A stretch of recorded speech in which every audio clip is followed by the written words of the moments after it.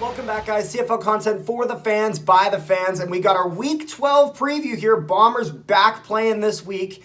And yeah, we're going to waste no time, get right into it. But first, we're going to get our words from our sponsor. But first, before we get into that, we got to talk about today's sponsor, which is BetStamp. Now, BetStamp is not a traditional sports betting website. It does not offer you one money line. It will actually offer you many money lines from a variety of sources and other betting websites. So that way, you can make the most for every bet you make. So make sure when you download it from the App Store, or if you use the link in the description below to the website, you will use code CFL Central, so that way they know that you're coming from us and you're saving money. So that way you can make the most out of your bets and get the biggest possible payout instead of whatever just your app will offer you. So thanks again to BetStamp for sponsoring this video. Let's get back into it. So our first game of the week is going to be the Stampeders versus the Bombers. Now, I'm not going to actually be at this game despite this being a Bomber home game, as I am currently away in Northern Ontario.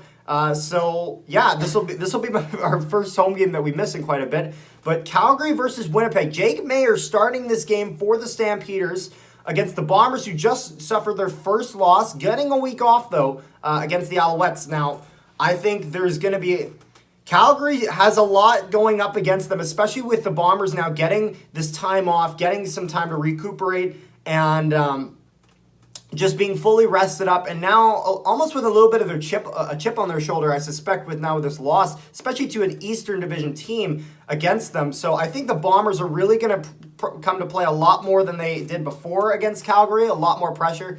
As I think that game against Montreal was very much a wake-up call for them. So I expect the Bombers to go really back into that really solid offensive and defensive core that was able to get those 9 straight wins.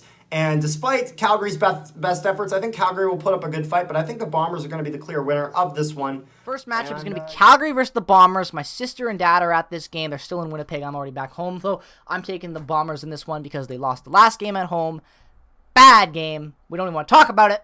Bye week happens. Time to clear your thoughts and get back to the grind. Calgary, a tough opponent, but I'm taking the Bombers in this one, especially for the fact that Jake Maier will be starting this game. So I think the Bombers will be able to hopefully take advantage of that aspect of a new element to the Calgary team. Hopefully that won't, destroy their planning books too much for this one, but I think the Bombers will take this one. I'm always going to take the Bombers at home, even though they lost their last game at home. I'm always going to do it, especially when I got family in attendance at that game. So Winnipeg, I'm taking them, and yeah, it's going to be interesting to see how Maier starts in his first real, getting the reins now this point in the season for Week 12 for Calgary. Going to be a good matchup on Thursday night, ladies and gentlemen. You better tune in. And our next one of this week is Hamilton versus Toronto again, because we seemingly have to schedule these two against each other all the time, constantly. I think they play each other 4 times in 5 weeks. I will keep saying that because that is absurd. CFL fixture scheduling.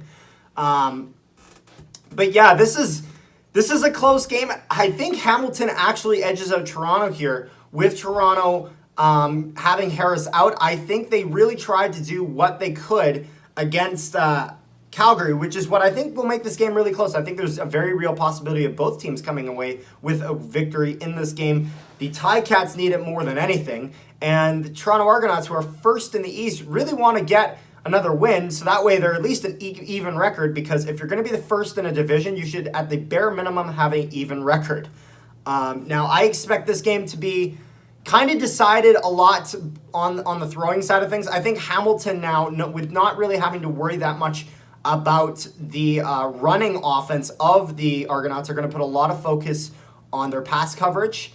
And I think that will be the decider, as Hamilton has quite a solid defense. And I think being able to predict Toronto's offense in that aspect is really going to put it into their favor. So despite it being a home game for the Argonauts, I'm going to take that Ticats. Next up is going to be Hamilton and Toronto. I like this matchup, even though we've seen it a lot recently. I'm going to be taking Hamilton in this one. I just don't like Toronto. I don't think they're a very good team. I hate McLeod Bethel-Thompson, as you all know. I think he is very, very bad and mediocre and overrated. Hamilton is not very good either, but Hamilton was able to get a 28-9. They just lose to Montreal in last week, so I think that they got something there. Toronto obviously just barely lost to Calgary, so they got something they're going to want to prove too. This is probably going to be a really good matchup, but I'm going to take the Ticats in this one because I actually think that they're probably the better team maybe. I don't know. They're both pretty bad still. But nonetheless, let's see what happens in that East matchup where we all know how bad the East has been this year. So maybe it'll be a good matchup, even though it's been a really, really bad conference so far for them. Our next game of the week, though, is Saskatchewan versus BC, this time in BC, in Vancouver. And now this will be very strange because this is going to be the first time we're going to see BC playing a game and they're not going to be able to start Nathan Rourke. So I'm not sure how that's going to go. I'm still I'm curious to see how much the Riders are going to play Fajardo and how much we're going to see Mason Fine in a game like that. I think this is a game where really Saskatchewan is going to look to get the win on this and tighten that gap, get up to at least East in the West. And so that way they can ensure themselves a spot in the playoffs. As of right now, they're just they're in that carryover spot where if they if they're better than, I think it was third in the East, they'll swap over to that side. But with all these East versus East games, who knows if come the end of the season that spot's going to be available. So Saskatchewan's got to get whatever they can, because I realistically don't think they're going to end up East third in the West. But if they can at least have a strong enough record as fourth in the West, they can make the crossover into the East come playoffs. Now, the question is as well is what's it gonna be like with Garrett Marino? He got really close to getting some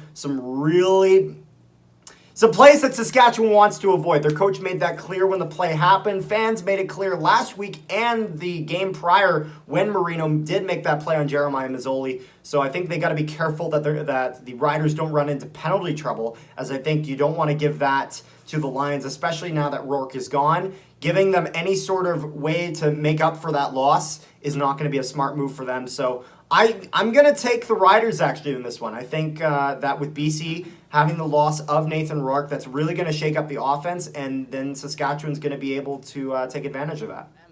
Jumping over, though, to Saskatchewan and BC, the rematch, I am 110 taking BC because there is going to be a fire under their asses now based on what happened to Nathan Rourke. I know Saskatchewan's going to want to come out and have a better performance than a 28-10 loss, but no, that's not happening. That is not happening, especially Saskatchewan at BC. No way. I know Nathan Rourke is gone now, but they're going to want to win at home. They're going to want to set the precedent that they can still be a good team without Rourke, even though he is the definition of this team. So I really do think that the Lions will win this one. I do think Saskatchewan will put up a good fight. Again, probably a really good matchup, but I'm taking the Lions in this one. Even though Nathan Rourke is out, they're going to need to prove that they can still win without him, and to go against the team that just injured him, you better damn well win that game. And our last game of the week is the Ottawa Red Blacks versus the Edmonton Elks, this time in Edmonton. Now, Edmonton, obviously, as I've said many times, I'm going to keep saying this until it happens. Edmonton has not won a home game as the Edmonton Elks.